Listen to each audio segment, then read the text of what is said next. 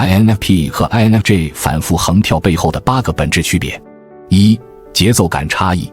INFJ 也会摆烂，但生活在日程表中，能按计划好的节奏生活时最有满足感，同时很难忍受计划和安排被打乱，因为破坏了 INFJ 的掌控感需求。 INFP 也会制定计划，但通常是间歇性的心血来潮。作为探索型人格，做计划也只是他们探索的一部分。日程表对 INFP 而言是束缚和消耗，有一个大方向，然后随性自由的探索才是能为 INFP 充电的生活方式。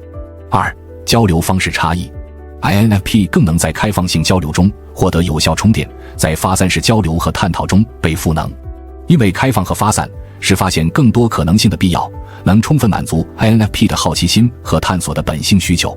INFJ 则表现出相反的倾向，在过度发散的交流中容易被消耗，唯有瞄准一个问题深入讨论时，才能保持住 INFJ 的方向感和效能感。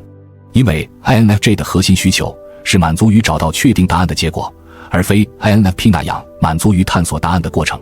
3、疗愈与辅导差异。 INFP 和 INFJ 都是善解人意的高手，但 INFP 更满足于倾听和共情的角色，也就是被别人理解和理解别人是他们最看重的需求。 INFJ 则更满足于引导和辅导他人做出改变的角色，因此 INFJ 最厉害的天赋才能在于循循善诱的引导和规划。 INFP 最厉害的天赋优势则是让他人切实感受到自己被理解，从而获得疗愈。4、谁更合群。 INFP 和 INFJ 都厌恶冲突，但 INFP 不愿意为了维系人际和谐而妥协自我意愿。当背离了友爱、真诚的价值原则时，不惜发生冲突，让自己不合群。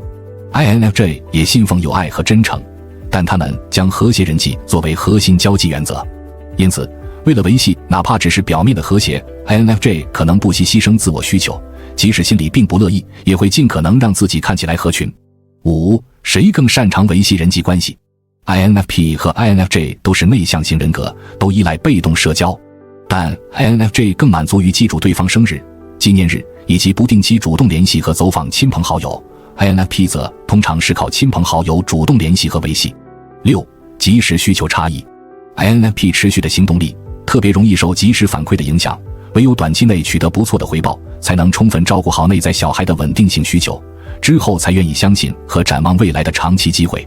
INFJ 也需要及时反馈，但他们的核心动力主要源于明确的长期愿景，因此哪怕短期内没有回报，他们依然能保持持续的行动力。7、谁更容易迁怒。 INFP 一切言谈举止通常都是从心而动，不仅仅是真诚，而是过于真诚，甚至是直接，包括他们不屑于维系甚至不惜破坏表面的和谐，就是因为戳穿才能让一切变得真实。 INFJ 同样信奉真诚，但在他们难以超越和谐面具之前，很容易因迎合和取悦他人期待而忽略自我需求，从而很容易陷入习惯性积攒不满而喜欢翻旧账、迁怒于身边亲近的人等破坏和谐的困境。也就是说， INFJ 容易过于追求和谐而自我忽视，但过度自我忽视反过来又会将他们重视的和谐破坏掉。这就是 INFP 和 INFJ 越级和越他的核心需求差异。8、创作风格差异。 INFJ 在明确受众群体、充分了解用户需求时，最容易激发创作灵感，创作过程顺畅而富有掌控感，这也是最适合 INFJ 的创作方式。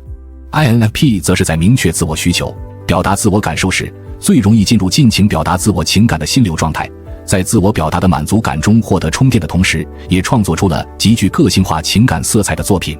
也就是擅长从用户需求和自我需求进行创作，是 INFP 和 INFJ 的创作风格核心差异。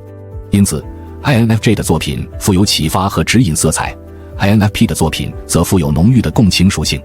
更多精彩